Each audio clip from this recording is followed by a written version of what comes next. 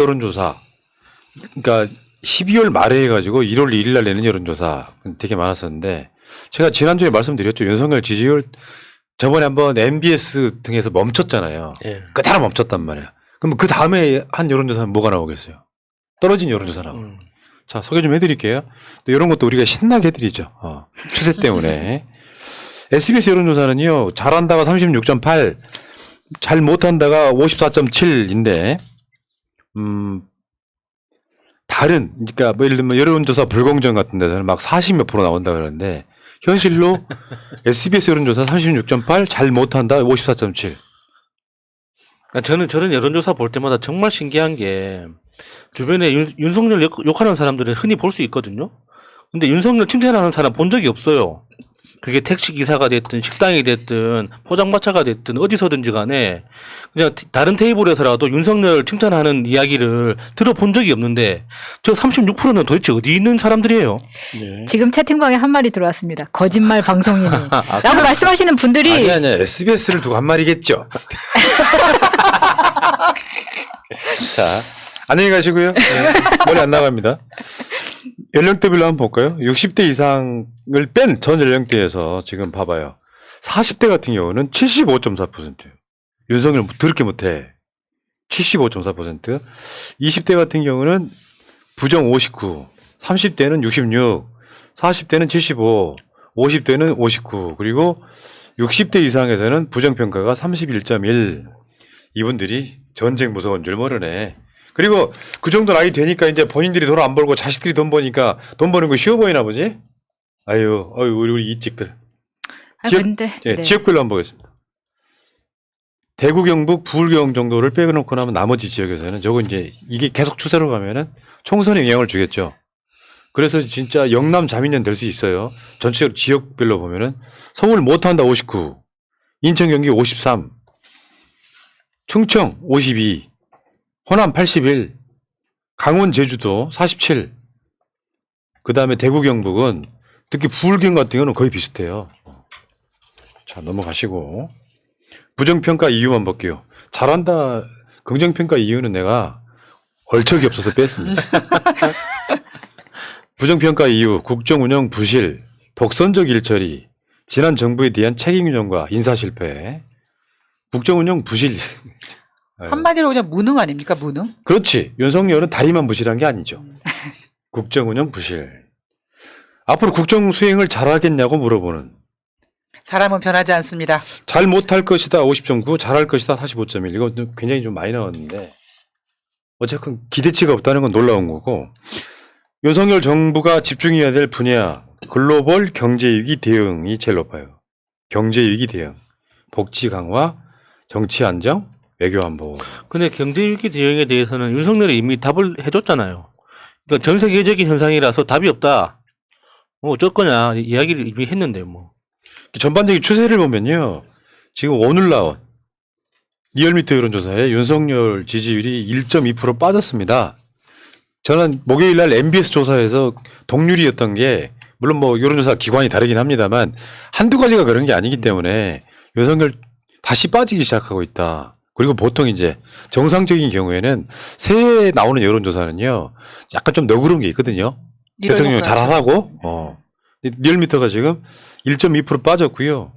여러분들이 사랑하시는 뉴스토마토 윤석열이 여기 또 1.9%가 빠졌습니다. 엄청 추락했네요. 급락. 네, 급락했네요. 어저께 포털에서 윤석열 지지율 뭐가 올랐다고 급등 이야기하는데 그게 2%였어요. 오차 범위 들어있을 정도인데. 네. 그러니까 윤석열이 부정평가를 한번 볼게요.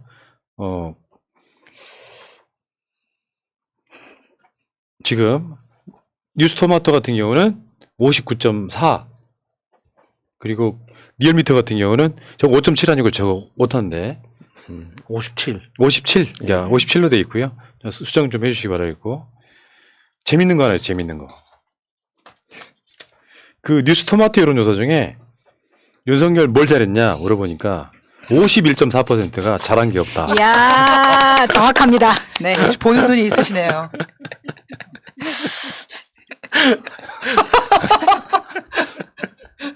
생각할수록 웃겨. 아유, 진짜 그거랑 비슷한 맥락 아니에요? 인간 자체가 싫다랑. 정말 놀랍네요. 이런 전화가 게. 왔어. 그랬더니 대통령이 사람들이 아니고. 잘한 게 뭐야라고 51.4%가 찍었다는 거. 그 밑에 한번 보세요. 노동정책이 들어있잖아요. 노동정책은 노조 두들겨 펴면 돼? 그러니까 신년사의 비열애가 또 이걸 들고 나오잖아요. 진짜 비열한 자고요. 부동산 정책이요? 어처구니가 없네. 지금 문재인 정부가 부동산 정책 실패해서 정권 뺏겼다는 게 정설이지 않습니까? 예. 그 부동산이 알량하게 집 한 채 갖고 계신 분들이 집값 떨어질까봐 윤석열 찍었다고 하는 사람들인데 지금 어마어마하게 떨어지고 있다며. 아니, 그러니까 이번에 부동산 정책이 이제 정책을 엄청 많이 내놨잖아요. 그런데 제가 지난번 방송도 말씀드렸듯이 부동산 정책을 이렇게 쏟아내는 이유가 밑에서 총알바지하라는 의미거든요. 근데 그러니까. 그런 의미로 받아들인 모질이들이 이제 부동산 정책 9.2% 찍은 거겠죠. 예. 정당 지지도도 한번 볼까요? 더불어민주당 46.7, 국민의힘 38.9. 이게 이제 그런 차이가 있긴 해요. 이거 같은 경우는 자동응답이고, 응답률이 약 3% 가까이 되거든요. 4% 가까이 되는데, 전화 면접 같은 경우는 민주당이 고전하고 있는 측면이 있지만, 일반 자동응답으로는 지금 민주당 지지율은 50%대 육박하는 정도. 근데 이 여론조사들 중에 신년 여론조사 중에 경향신문 여론조사가 재밌는 게 많았는데요. 신기하더라고. 윤석열 지지율 30.4% 나왔습니다. 물론 뭐 다른 여론조사에 비해서 조금 튄다고도 볼 수 있겠는데 그래서인지 경향신문이 윤석열 지지율은 대대적으로 홍보를 안 해요. 경향신문 홈페이지를 가도 메인에 없어요. 윤석열 지지율이 30.4% 나왔는데 그래프로도 한번 볼까요? 저 여러분들 보이시는 것 중에 맨 왼쪽에 있는 거 그것만 따로 한번 보겠습니다. 긍정평가 30.4, 부정평가 50.0. 이것도 좀 이상하죠. 그러니까 여기에 17.7%가 어느 쪽도 아니다라고 답을 하고 있어요. 어쨌건 윤석열 지지율이 지금 나온 여러 가지 여론조사 중에 20%에 가장 가까운 여론조사가 나온 거죠. 그러니까 자신이 없어서 저거를 대대적으로 홍보를 안 하더라고요. 그러니까 저 윤석열 정부에서 저 30%에서 38%, 9% 왔다 갔다 하는 저 지지율을 확대시키려고 굉장히 애를 쓰고 있는데 최고로 이제 높은 39%까지 나온다고 치더라도 지금 우리가 보고 있는 17.7% 있죠. 어느 쪽도 아니다. 저 숫자가 변하지 않아요. 그러니까 사실 저기에서 그러니까 지지를 끌어와야 되는 거거든요. 저기는 글자 그대로 우리가 중도층이라고 이야기하는 그러니까 정치 무관심층이기 때문에 저쪽에서 지지를 끌어와야 되는데 저기는 윤석열이 임기를 시작하는 순간부터 한 번도 올라간 적이 없습니다. 저게 처음에 임기 시작할 때는 30에서 32% 정도 숫자에서 시작을 했었거든요. 근데 다른 숫자들이 그러니까 부정평가가 50 넘고 긍정평가가 30 왔다 갔다 하는 그 숫자가 계속 변하는 그 모든 기간 동안 저 중도층은 계속 숫자가 빠져왔습니다.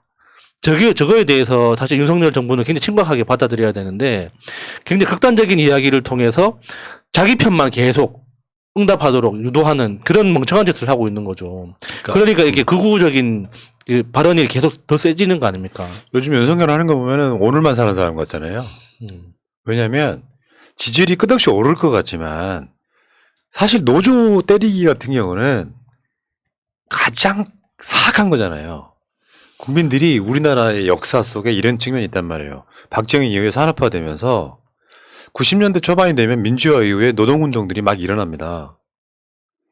결국은 뭐야? 국가와 민족을 위해서 노동자가 양보해야 돼 같은 저임금 속에서도 엄청 오래 살아왔는데 대기업들은 엄청 돈을 버는데 노동자가 돈을 못 버니까 노동운동이 일어나고 그러면서 노조가 활성화되고 이 과정에 기득권들은 각종 기성 매체를 통해서 노조를 어마어마하게 악마화시키잖아요. 그 악마화가 먹혀 이따가 여론조사에 살짝 그게 나오는데 그 먹혔던 걸 갖고 약자 때리기를 하면서 노조를 기득권이라고 이야기하는 그냥 오늘만 사는 자라는 생각이 드는데 뭐 그 이야기 이따가 따로 한번 해보시고 이 경향신문 여론조사에서 내년 총선 때 투표 어떻게 할래? 물었더니 야당 후보를 뽑겠다가 53, 여당 후보를 뽑겠다가 38.1. 소위 말하면 정권 견제론, 국정 안정론 이런 게 있는데 아직까지 상당 한 15% 이상이 야당을 뽑아야 되겠다. 이 폭정을 우리가 막아내려면 야당을 뽑아야 되겠다. 그 흐름으로 가고 있는 것 같습니다. 특히나 검찰이 그런 신호를 너무 많이 주잖아요. 지금 이게 정상적인 절차대로 합법적으로 운영되는 게 아니라 누군가의 어떤 그림자 아래서 굉장히 포괄적으로 진행되고 있다라는 걸 검찰이 너무 많이 보여주고 있으니까 정치에 대해서 잘 모르는 사람들이더라도 지금 현재 정부를 견제할 필요가 있다라고 느끼는 사람들이 예. 더 많다는 뜻이죠. 자, 그리고 지금 국민의힘 당대표에 대해서도 물었는데 유승민이 전체 국민한테는 1등, 국민의힘 지지층에서는 나경원 1등 이렇게 나옵니다. 자, 이것도 좀 윤석열 입장에서는 상당히 좀 곤란할 수 있어요. 유승민 요즘 발언 세지면서 당대표 출마할 것 같은 느낌이 많이 들지 않습니까? 예. 만약 유승민이 되면은 우리한테는 불리할 수 있어요. 유승민이 되면. 근데 유승민을 여당 대표가 되면 또 윤석열이 이메일로 초청하겠지? 근데 지금 들리는 소문에 따르면 지금 국민의힘 그 전당대회 투표를 현장 투표 100%로 한다 하는 이제 이런 이야기까지 나오거든요.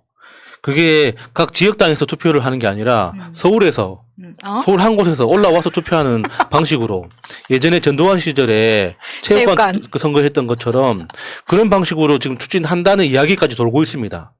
그러면 그런 소문까지 도는 이유가 뭐겠습니까? 윤석열이 원하는 사람이 당대표가 돼야 된다는 거잖아요. 여론하고 상관없이. 그러니까 그 사람이 누군지는 우리가 모르겠지만 결과적으로는 굉장히 비합리적일 수밖에 없다는 거죠. 그러니까요. 근데 아까 노동 문제에 대해서 경향신문 여론조사에 표를 한번 보여주시면요. 연장 근로시간 관리단이 확대해가지고 노동시간 단축 추세에 역행하고 노동자의 건강 악화를 초래할 수 있어 반대한다고 55.7. 일할 때 몰아서 일하고 쉴 때 쉬어서 뭐 하는 찬성 이게 40.0이에요. 일 안 해본 사람들이 이렇게 말하는 거예요. 그렇죠. 일 안 해본 윤석열이 같은 사람들. 근데 아까 말한 노조 부패를 3대 부패로 지목한 데 대한 평가는 동의한다가 45.8, 비동의가 29.6이에요. 이 갭을 줄여나가야 되는 거죠. 노조 악마화는 성공을 했는데 막상 노조를 띄워놓고 왼쪽에 있는 여론조사 이거는 내 개인에 관한 문제, 내 자식, 나에 관한 문제란 말이에요. 그러니까 확연하게 다르게 나오잖아요. 노조 악마화에는 성공을 했지만 굉장히 많은 사람들이 계급 투표를 하게 된다면 왼쪽에 있는 연장 근로시간 관리 단위 확대 이 부분에 대해서는 이게 결국 이겨내려면 노조를 해야 된다는 쪽으로 가야 된다는 걸 인식을 하게 되는 날이 오겠죠. 거기다가 이제 우리나라 언론은 그러니까 비영리 단체라고 통틀어서 이야기할 수 있는 노조를 포함한 모든 사회단체들 있죠. 그런 사회단체들이 굉장히 비리와 부패가 심한 조직일 수밖에 없다는 이미지를 꾸준하게 만들어내고 있습니다. 그게 단적으로 드러나는 예가 우리가 기부금, 그러니까 작게 벌 때부터 5,000원씩 10,000원씩 기부하는 습관을 들여야지 우리가 큰 돈을 벌 때 1억씩 10억씩 기부할 수 있다고 이야기를 하는데 이 소액 기부에 대해서 권장을 하면 대부분 어떻게 이야기를 하냐면 내가 낸 10,000원이 어려운 사람한테 직접 가냐 이거예요. 근데 그거는 현실은 그렇지 않거든요. 내가 만 원을 내면 5,000원에서 4,000원 정도는 사업비, 사업 유지비 또는 관리비로 다 빠지게 돼 있습니다. 그러니까 보험이나 생명보험하고도 똑같은 구조거든요. 그런데 그렇게 사업비로 빠지는 것 자체를 비리로 보는 거예요.